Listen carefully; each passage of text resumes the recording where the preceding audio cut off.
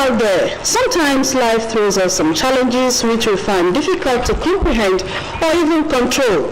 The situation worsens when we even lack the information to seek solution.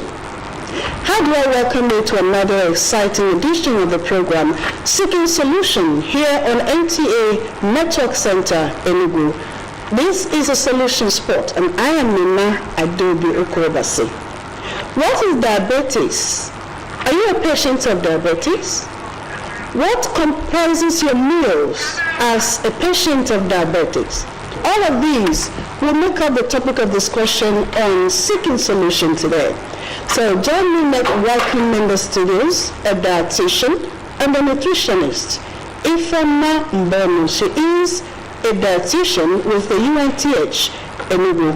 She is also the Assistant Director of Nutrition and Dietetics in UNTH Enugu. It's my pleasure to welcome you, ma'am. Thank you. Now, I know that it's not your field proper, but since we're discussing meals for diabetic patients, it's also proper that we let them know what diabetes is. So can you please tell our listener out there exactly what diabetic is? Thank you. Diabetes mellitus is a metabolic disorder that affects the metabolism of carbohydrates, protein, and fat, and is characterized by excess blood sugar. It actually occurs when the pancreas is unable to produce pancreas and produce insulin, or the insulin produced is not effective. So there are two types of diabetes mellitus. The juvenile onset usually occurs at the younger age, and then the adult onset, which usually occurs maybe above 40. It's most common.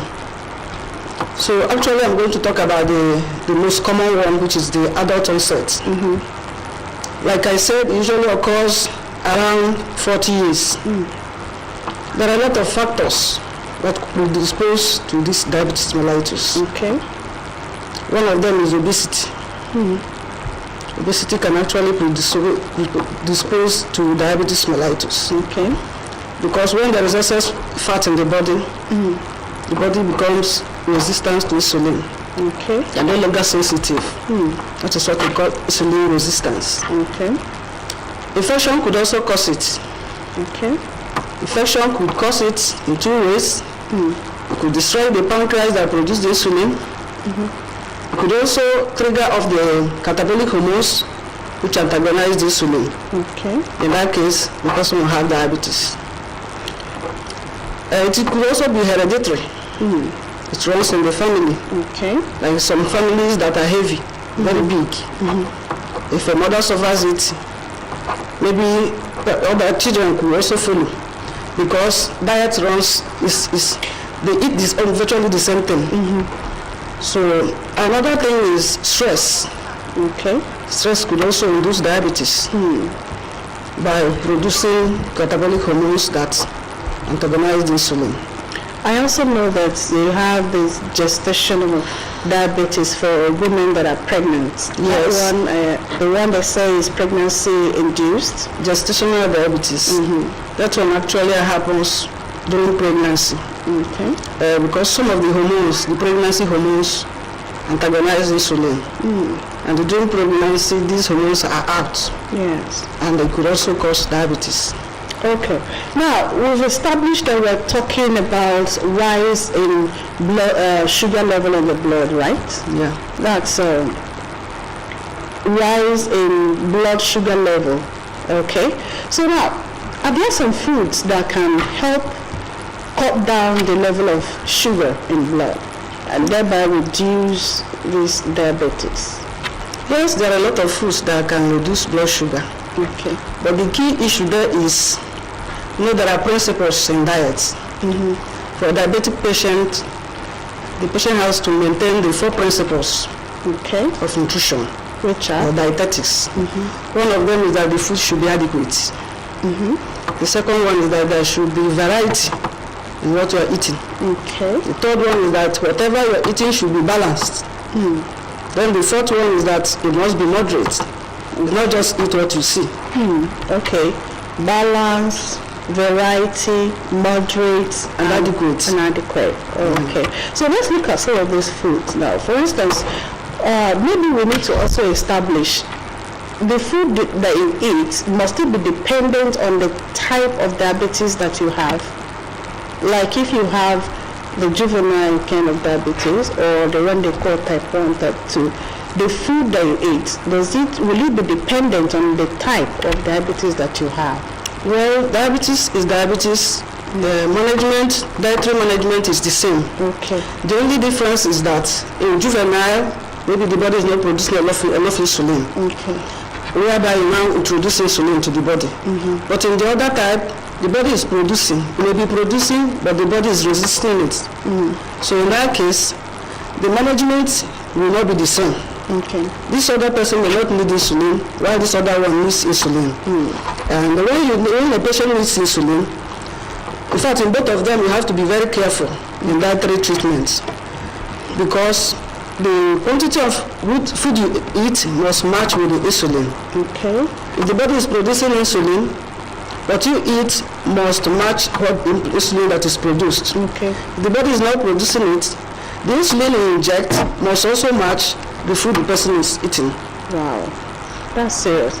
Okay, now let's situate it, let's domesticate it, let's bring it home. This is Enugu, this is Nigeria.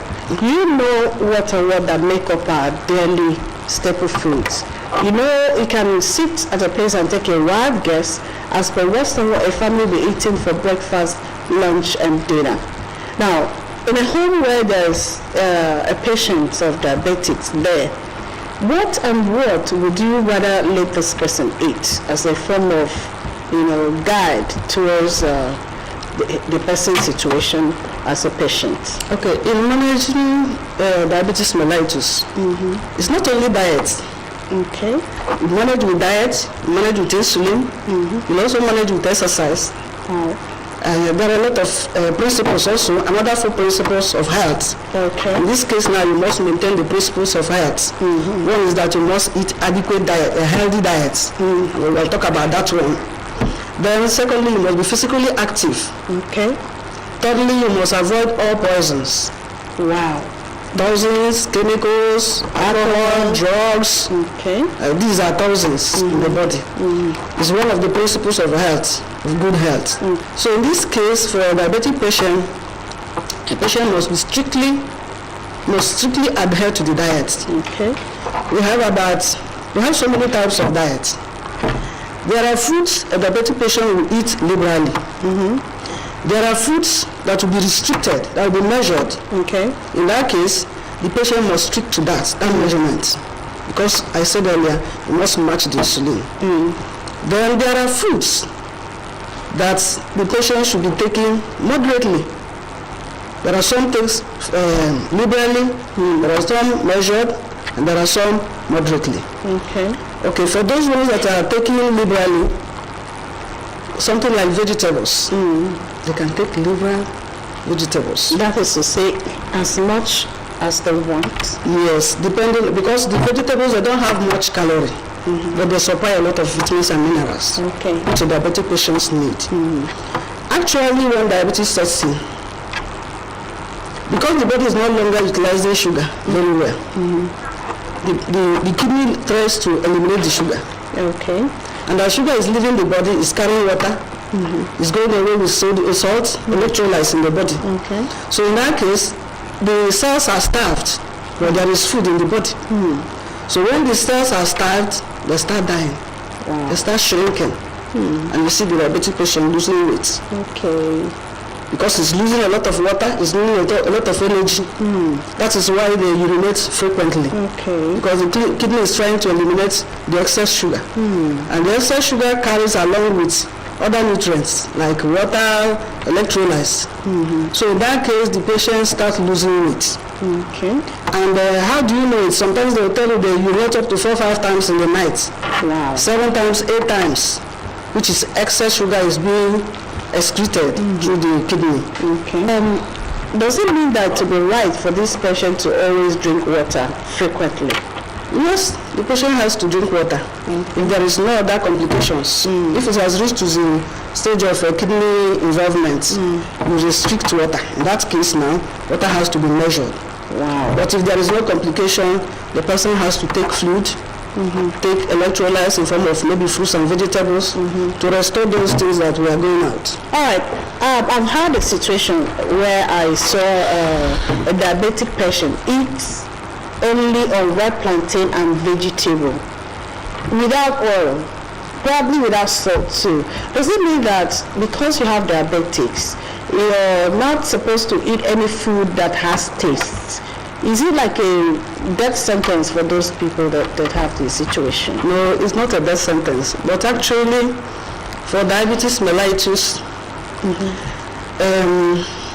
you have to restrict certain things.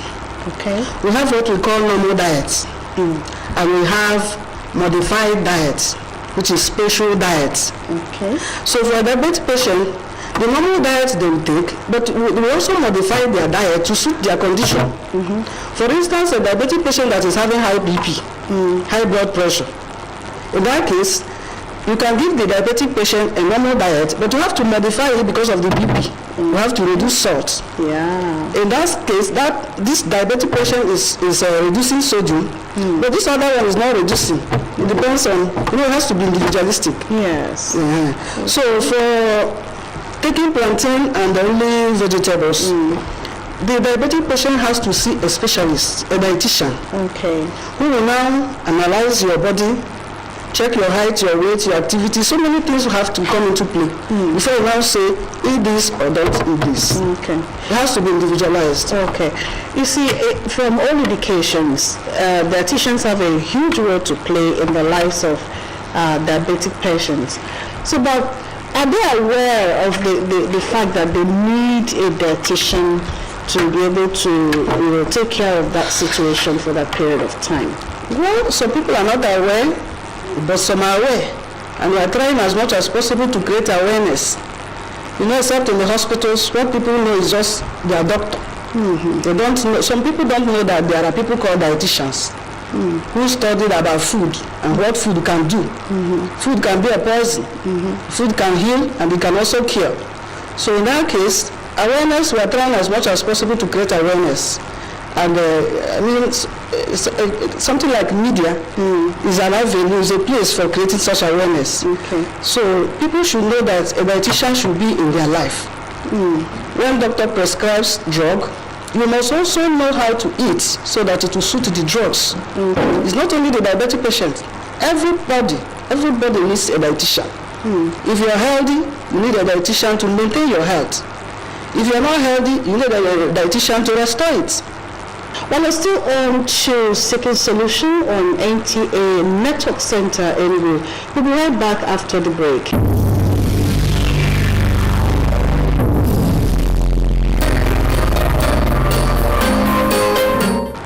Welcome back to Seeking Solution on NTA Network Center Enugu. We still have in the house our able dietitian, Ifeoma Mboni, Assistant Director Nutrition and Dietetics, UNTH. Enugu. We'll be discussing meals for diabetic patients.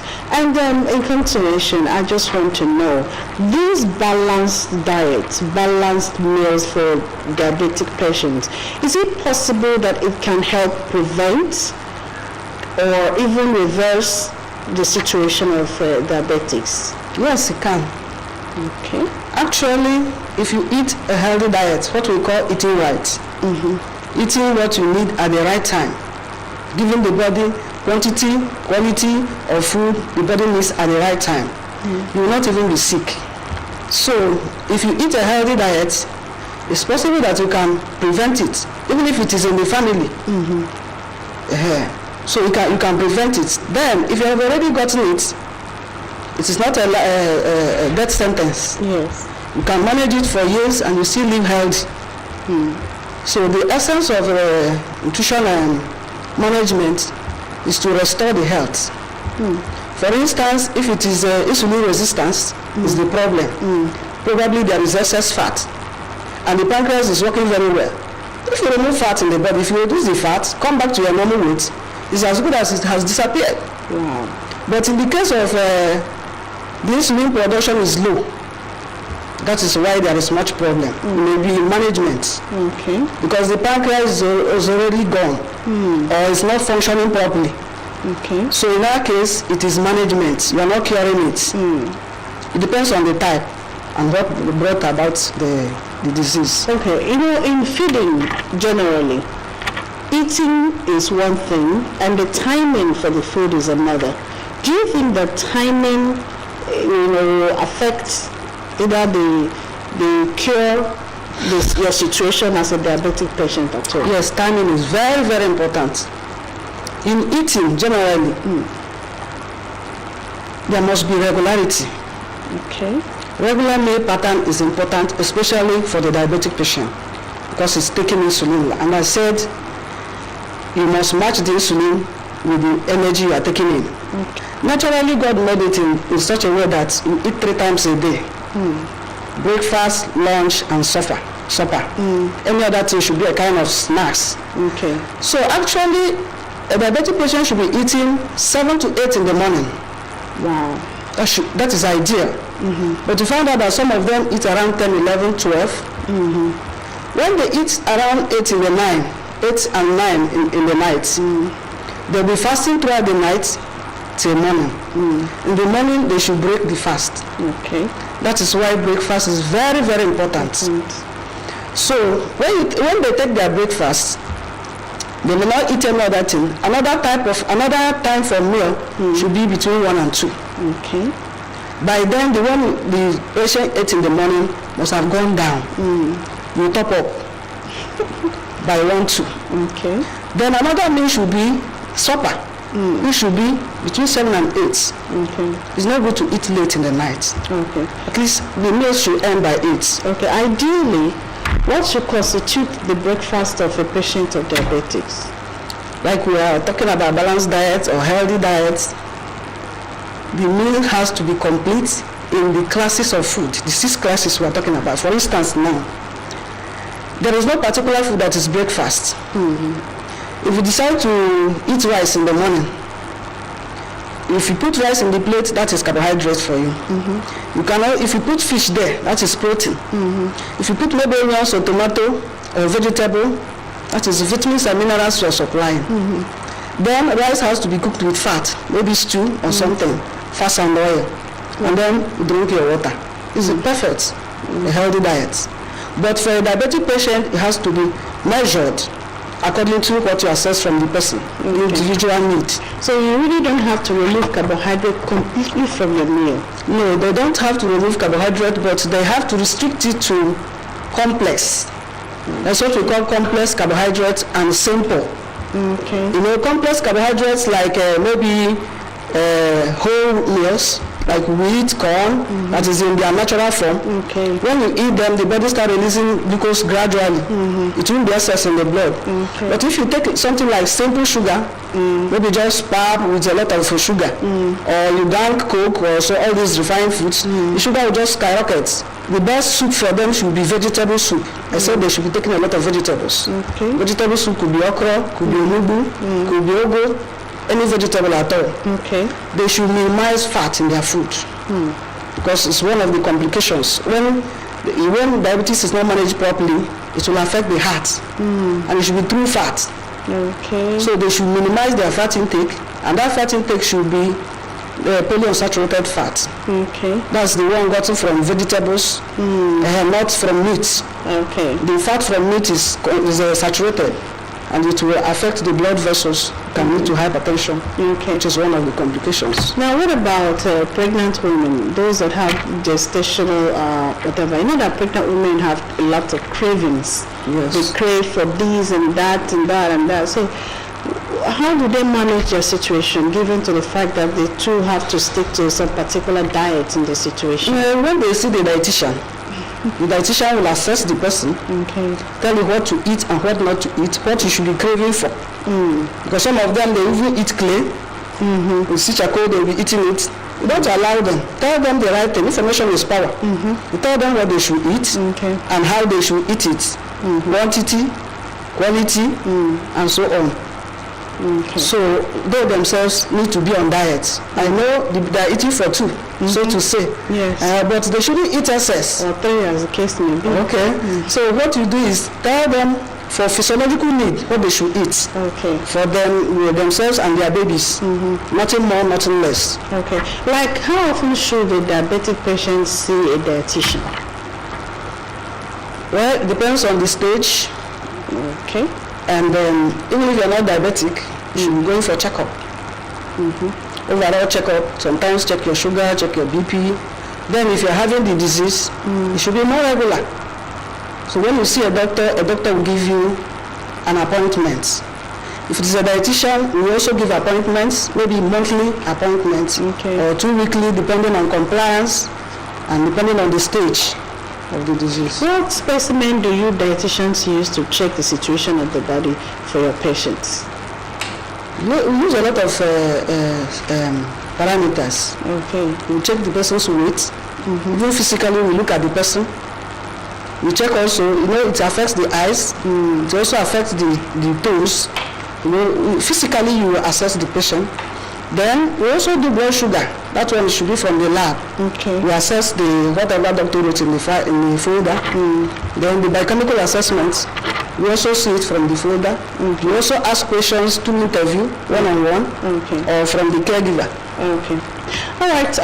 Before I let you go, why don't you give a general advice to the diabetic patients out there on exactly how to handle the situation in terms of food and seeing their dietitian? Then my advice to the public is that for a diabetic patient, please, that is not the end of life. Some people feel frustrated, and that is what will worsen the situation. Okay.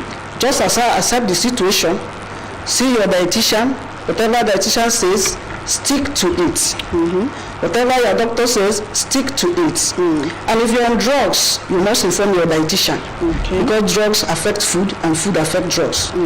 So then they must learn to rest. A lot of them do not rest. If you do not rest, even if you are eating the right thing, the body will not use it well. Okay. So then they should be drinking water. That's it. They should be in a good mood. All right. Thank you so much, dietitian Ifeoma Mbomi. Well, you know, I've heard it all from the specialist herself. Rest a lot more, plan your meal carefully, plan a healthy, balanced diet for yourself, rest a lot more, and make yourself happy. And I'm sure you've been able to properly digest the topic, which is planning a healthy meal for a diabetic patient, as planning a healthy meal for a diabetic patient. And I'm sure you've been able to get one or two information that will suit you and whatever situation that you find yourself as a diabetic patient. Let me thank you so much for your time on Seeking Solution on NTA Network Center in Enugu. Let's do this again same time next week. Until then, remember to stay healthy and stay happy. Bye-bye.